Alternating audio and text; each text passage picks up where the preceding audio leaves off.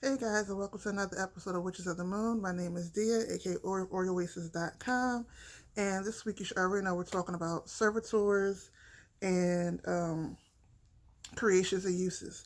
Now, the uses part is easy. You can use them for anything and everything. I mean, that all goes according to how or what you create them for. But what you create them for could be anything: life, laughter, love, help, healing, protection, vengeance. Vengeance is mine. Save the servitor. Um, uh, finances, friendship, whatever. You can think it, you can create it for it. So I know in the past I said that I could equate servitors like mojo bags and dials because I didn't understand the difference.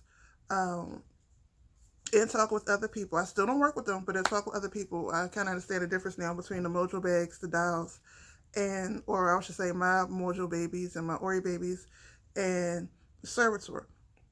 So the difference that I saw in the creation of the servitor and the mojo bags is that, well, actually no. Well, the only difference is one you're envisioning what it looks like, where the other one you're creating a visual representation, something physical that you can have in your hand as the physical representation of that actual form. But then again, in the same breath, you had a sigil. So look, this stuff confuses me. Okay, I like to keep things when it comes to um, words and things like that. I know I like to go into etymology and things like that, but I do that so that once I get to the root of it, it makes it very simple for me. And every path has its own name for everything, and but a lot of times the use is the same. So I'm rambling. Let me get to it. Okay. So, in my understanding of how to create a servitor, to me, it's just a sigil that you're giving a visual form to. That's how I understand it. Hey, your path is your path. You understand it the way that you understand it. I understand it the way that I understand it. Okay? If your path says differently, go with God. Okay? So, I'm saying okay a lot. Lord, why for coming, Lord? Why for coming? Okay. So, for me, when you're creating a servitor, you start off with a sigil that you're going to give a form, or you can leave it as a sigil and let the sigil take on whatever form it's going to be. And as you charge it and keep charging it, the form will come to you. That's more so how I normally work with dials. Anyway, when I'm creating a dial. So okay, so you take a intention, right? Say you want more money to flow to you easily and freely, or to help you find money when you're out and about. You write this sentence down. You adjust the sentence the way that you want it. Now that you have this sentence, this intention, um, you're going to, and again, I'm explaining it from, I don't know why I keep saying it over and over again, but I'm explaining it from the aspect of taking the sigil and giving it a energetic form. Okay, so you take that sigil, you're going to cross out all the vowels because why? Vowels are interchangeable, and all you want is what's consonant, which are the consonants. There's that. So then you take the consonants and you're going to remove all the repeating consonants. So if you have three R's, you only need one. If you have three S's, you only need one. You're going to cross out the other two. Now, and you want to do this all on one piece of paper, or try to do it on one piece of paper, because this is the creation form. Just like if you was making a dial or a mojo bag, everything is going inside that dial, everything is going inside that one bag. So now the one thing I would say that can take it a step further, if you have an idea already in your mind which you want this servitor to do, what you can do is take that piece of paper. Well, take it. I will use two pieces of papers actually, but still, you're going to take the herbs and make a tea from the herbs. Once that water cools down, you're going to soak the paper in there for at least 20 minutes. You don't want the paper to this cough, y'all. This cough. It's because my throat's dry. But you don't want the paper to dissolve in the water. But you do want the herbs and all the essence of what you're trying to do to infuse in the water. Now, this is totally optional. This is just something that for me, I would have to do to take one step forward because I don't know, this is how I do things. But again, it's totally optional. So you're gonna take that paper out. And you want to let it thoroughly dry. Now, if you're impatient, you can let it dry in the oven, but you want the oven on warm setting, no higher than 200, not even 200. I would still keep it on the warm setting, and let it air dry. Or if you have a hydrator, food hydrator, you put it in there. Uh, but yeah, so now you have the herbal essence of what you're trying to do in the actual paper, which gives just more energy to what you're doing. Uh, Now these steps, I will say that doing those steps is more so for the person who has more of a academic ain't the right word. It feels like I'm talking down on the creative mind because the creative mind is so important when it comes to this. Um, More of a logical mind, I would say. If your logical mind is stronger, then you might want to add more steps to what you're doing. That way it seems logical to you.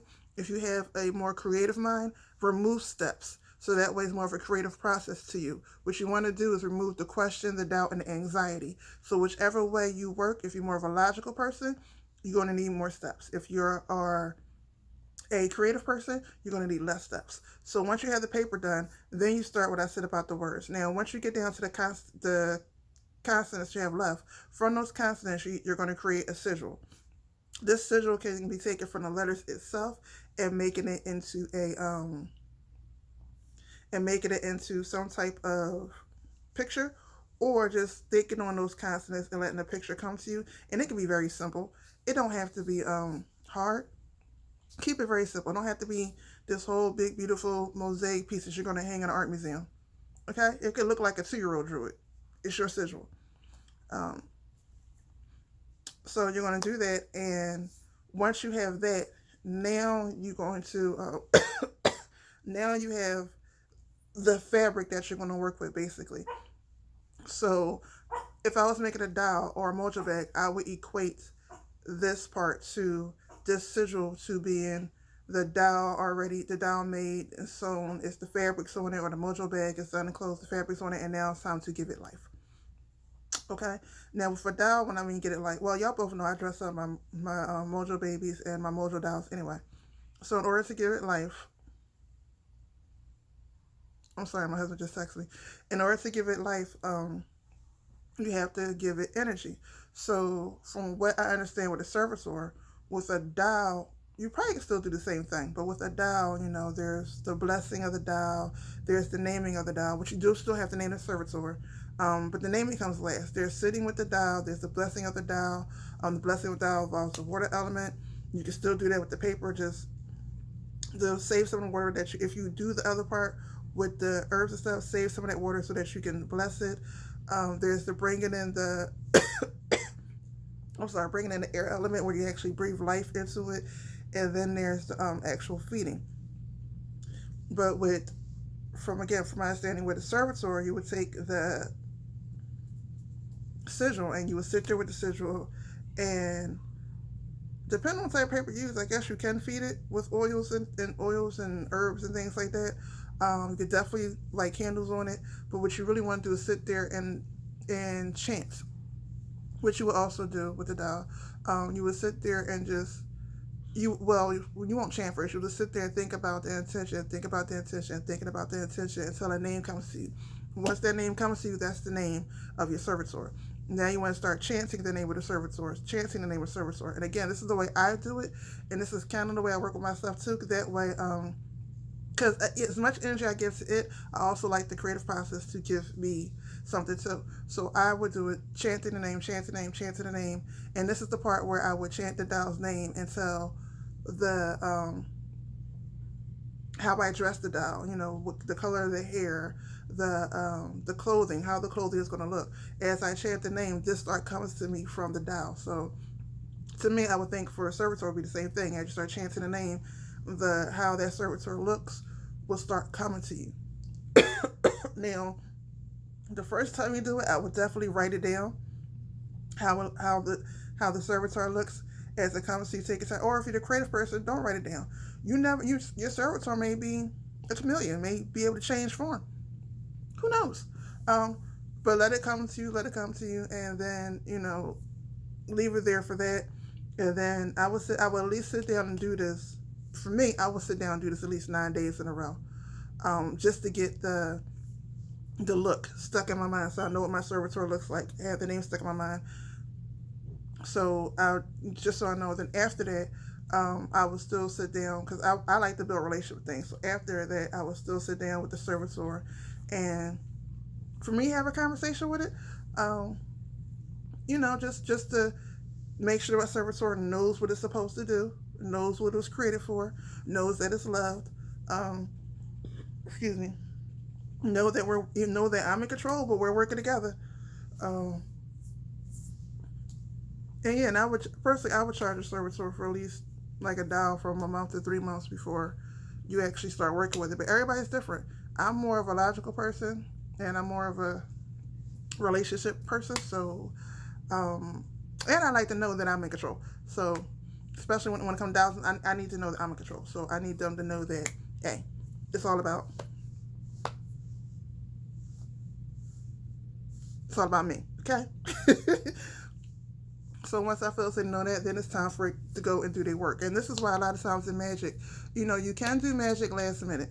And yes, if you're a very creative person, it's going to work. But if you're a highly logical person, that last minute magic is not going to work. This is why I always say, stay ready so you don't have to get ready. Think about things that it may never happen, but you're already prepared to have some type of plan in place, so that if something come up, the energy is already there for you. And this is for more of my people who wants to come into the craft, but you have a very logical mind. This is how you work around that logical mind. If you have a very creative mind, you could do a round on spot and boom, it's done. 2 ingredients is done. Y'all get on my nerves that could do that. I need more. Teaching me Yoda. But yeah, that's it. This video is longer than I need it to be. Hopefully I'm not talking too fast. Sorry for the crazy background. I'm in here organizing, about to start spring cleaning. And as y'all see, I got a bunch of stuff to get together. This ain't even a quarter of it. Like I said, I'm highly logical. Yeah, don't forget to watch everybody's videos.